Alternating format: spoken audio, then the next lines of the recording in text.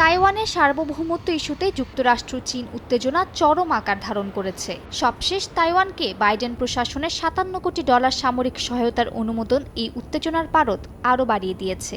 এই নিয়ে ওয়াশিংটনের তীব্র সমালোচনা করেছে বেইজিং। দেশটির জাতীয় প্রতিরক্ষা মন্ত্রণালয়ের মুখপাত্র জ্যাং জিয়াওগাং বলেন, চীনের সার্বভৌমত্ব ও অভ্যন্তরীণ বিষয়ে অন্য কোনো পক্ষের হস্তক্ষেপ কোনোভাবেই মেনে নেওয়া হবে না। একই সঙ্গে মার্কিন প্রতিরক্ষা বিভাগের বিরুদ্ধে চীনের সামরিক শক্তি ও প্রতিরক্ষা নীতি নিয়ে বিভ্রান্তিকর তথ্য প্রকাশের অভিযোগ করেন তিনি।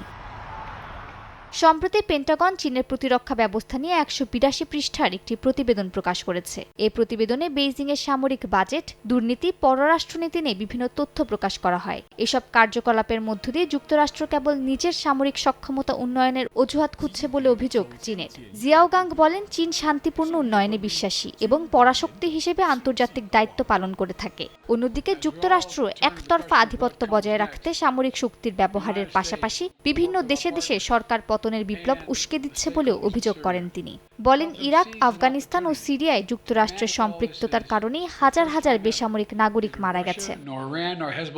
চীনা প্রতিরক্ষা মন্ত্রণালয়ের মুখপাত্র মার্কিন পারমাণবিক আগ্রাসন নিয়েও প্রশ্ন তোলেন। বলেন, চীন পারমাণবিক অস্ত্র ব্যবহারে আন্তর্জাতিক নীতি মেনে চললেও যুক্তরাষ্ট্র তা মেনে চলছে না। অস্ট্রেলিয়ার সঙ্গে যুক্তরাষ্ট্রের অকাস সাবমেরিন চুক্তি আন্তর্জাতিক ও আঞ্চলিক শান্তি স্থিতিশীলতাকে ব্যাহত করছে বলেও অভিযোগ করেন তিনি। মালিহা সুহরাওয়ার্দী, সময় সংবাদ।